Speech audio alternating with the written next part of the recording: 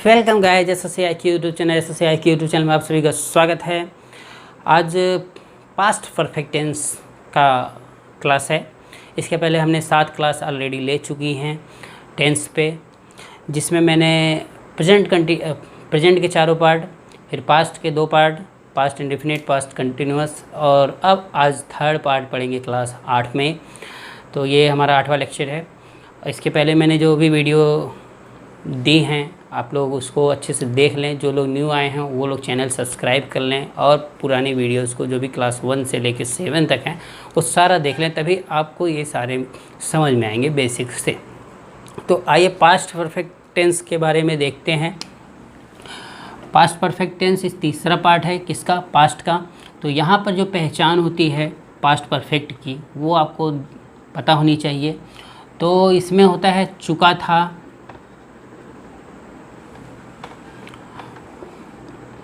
चुकी थे,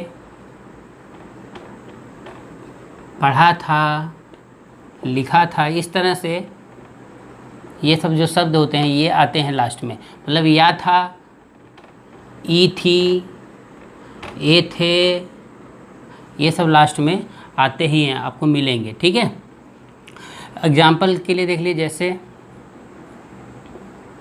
राम गीत गाया था, तो ये पास्ट परफेक्ट में चला गया। अगर सिर्फ था नहीं रहता, गाया रहता, तो ये पास्ट इंडेफिनिट में चला जाता।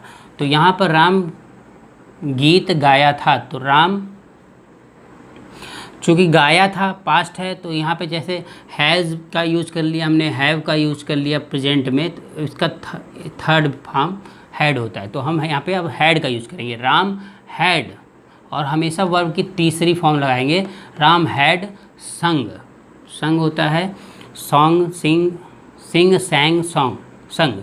तो राम हैड संग, गाना गाया था, ए सॉन्ग। राम हैड संग ए सॉन्ग। ठीक है, ये इसका ट्रांसलेशन हो गया। तो इसमें क्या है, प्लूरल और सिंगुलर का कोई लफड़ा नहीं है, इसमें सब में हैड का ही यूज किया जाना है और वर्ब की 3rd फॉर्म यूज की जाएगी। ठीक है, तो इसका जो स्ट्रक्चर है, स्ट्रक्चर या रूल है जो भी, वो subject plus had plus verb 3rd form plus object होगा। ठीक है, ये होगा। अब राम गीत गाया था, राम हैड संग ए सॉन्ग। अब जैसे आया, वह तालाब में तैरा था, वह तालाब में तैरा था, ये है। इसमें क्या करना है, आपको लिखना है ही तैरा। स्विम मीन्स तैरना होता है, स्विम स्वयं, स्वम। तो स्वम 3rd फॉर्म है, तो he had swum in the pond. ठीक है, ये हो गया। इस तरह से इसको करना है। या अफर्मेटिव सेंटेंस के बारे में मैं आपको बता रहा हूँ, अफर्मेटिव के बारे में।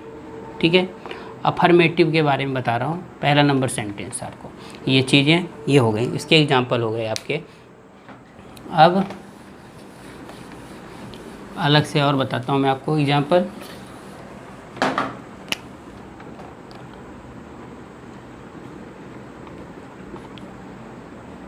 तुमने किताब में कहानी पढ़ी थी, तुमने किताब में कहानी पढ़ी थी। तो you had read the story,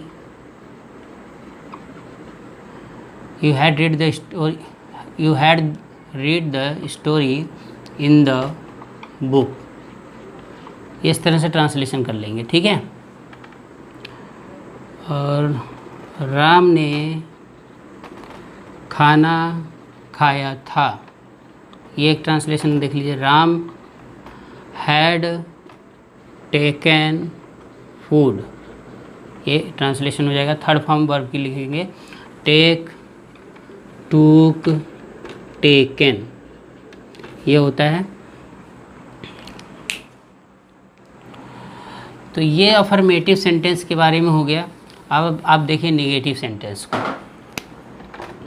negative sentence में कुछ करना नहीं होता, सेम जैसे राम ने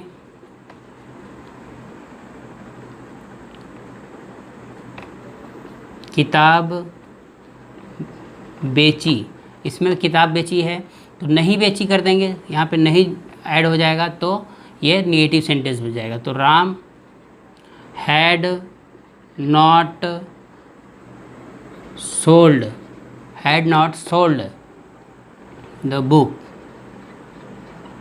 ये हो गया had not sold the book, Ram had not sold the book, ये ट्रांसलेशन हो जाएगा इसका। ठीक है, इसमें नॉट के लिए, इसी नहीं के लिए नॉट जुड़ गया है, बाकी सारी चीज़ें सेम रहेंगी, सारा नियम सेम रहेगा। सब्जेक्ट रहेगा प्लस हैड नॉट यूज की और ऑब्जेक्ट, ये यूज हो जाएगा। ये निगेटिव के लिए हो गया। अगर इसी में तीसरा आ जाए इंट्रोगेटिव, इंट्रोगेटिव सेंटेंस,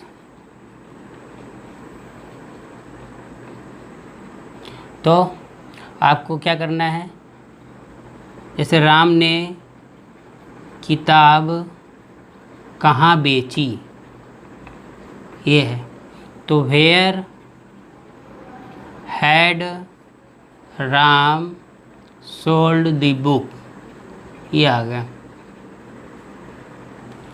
ये हो गया इसका ट्रांसलेशन।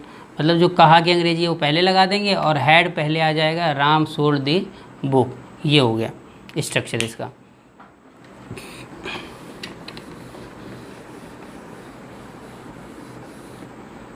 तो इंट्रोगेटिव में क्या रहेगा, सब्जेक्ट के पहले क्या हैड, उसके पहले क्या क्वेश्चन वर्ड, ठीक है, question word plus had plus subject plus verb third form plus object, ठीक है, प्लस क्वेश्चन मार्क, ये रहेगा। ये स्ट्रक्चर हो गया इंट्रोगेटिव सेंटेंस का। अगर इंट्रोगेटिव और निगेटिव रहेगा तो कुछ करना नहीं है, यहाँ सब्जेक्ट के बाद में नॉट ऐड हो जाएगा, ठीक है, नॉट आ जाएगा। जैसे राम ने किताब कहाँ नहीं बेची, तो उस तरह में नॉट ऐड हो जाएगा, वो नॉट किसके बाद लगेगा, सब्जेक्ट के बाद, ये आपको ध्यान रखना है। तो इंट्रोगेटिव निगेटिव हो जाएगा ऐसे। जैसे एग्जांपल ले लीजिए, मैंने उसे नहीं बुलाया था, क्या मैंने उसे नहीं बुलाया था, तो had I not called him, यहाँ उसे जो है ऑब्जेक्ट के रूप में काम कर रहा है इसलिए हिम लगेगा, had I not called him, ये आपका हो गया क्वेश्चन। तो इस तरह से इसको ट्रांसलेट करना है। तो इंट्रोगेटिव निगेटिव भी हो गया, आपको निगेटिव भी बता दिया और इंट्रोगेटिव भी बता दिया, मतलब चारों सेंटेंस आपके कवर हो गए। अब आपको मैं होमवर्क दे देता हूँ जो आप करके मेरे को कमेंट करके बताना, ठीक है।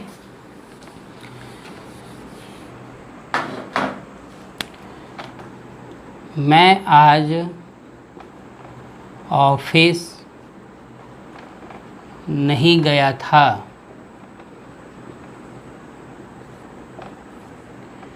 क्या तुमने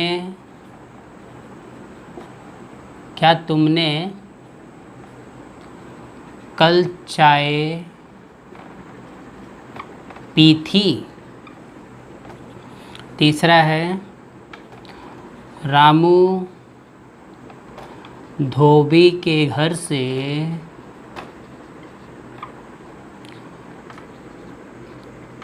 कपड़े कब लाया था, ये हो गया। चौथा, तुम मेले में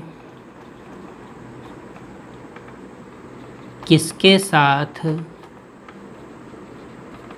गए थे, ये हो गया। ये चारों आपको होमवर्क में है, ये आपको चारों करके लाना है। तो पास्ट परफेक्ट टेंस इस तरह से ख़त्म होता है। अगली क्लास में हम पास्ट परफेक्ट कंटिन्यूअस टेंस के साथ मिलेंगे। आई होप आपको अच्छे से समझ में आया होगा, कुछ हार्ड नहीं है, आपको टेंस अच्छे से समझ आएगा, बेसिक समझ लोगे आप तो अगला जब हम एक्टिव वॉइस पैसिव वॉइस पढ़ेंगे तो उसमें आपको बहुत क्लैरिटी दिखेगी और बहुत सारी चीज़ें समझ में आएंगी। लेकिन आपको उससे पहले पूरा टेंस अच्छे से बेसिक क्लियर होना चाहिए। ट्रांसलेशन की बात नहीं है, लेकिन बेसिक क्लियर होना चाहिए। आपको पता चलना चाहिए कि भाई कौन सा ऑक्सिलरी वर्ब हम यूज़ करने पे हम कौन से टेंस में जा रहे हैं। जैसे यहाँ पर अभी हैड का यूज़ कर रहे थे, अगर किसी सेंटेंस में हैड लिखा हुआ हो तो आप तुरंत पकड़ लेंगे कि वो पास्ट परफेक्ट टेंस का है। तो एक्टिव वॉइस पैसिव वॉइस में जब ट्रांसफॉर्मेशन होगा, जो चेंजिंग होगी या नरेशन में जो चेंजिंग होती है, वहाँ पे आपको आसानी हो जाती है उसको कन्वर्ट करने में। ठीक है, तो इस तरह से इससे यह सेशन ख़त्म होता है, क्लास 8 ख़त्म होती है। अगली बार हम मिलेंगे। आप लोग पूरा होमवर्क मन से, अच्छे से, दिल से कॉपी में करें, कमेंट करें, और जो भी आपको कमियां दिखती हैं कि ये इम्प्रूवमेंट होना चाहिए, आवाज़ से लेकर वीडियो तक, वीडियो के जो राइटिंग है उसमें जो भी मतलब कोई भी चीज़ आपको जो थोड़ा सा भी ऐसा लगता है तो वो ज़रूर कमेंट करके मुझे बताएं, उससे हमारा इम्प्रूवमेंट होगा, हम इसको सुधार करेंगे। तो आज के लिए बस इतना ही। Thank you, take care, bye bye.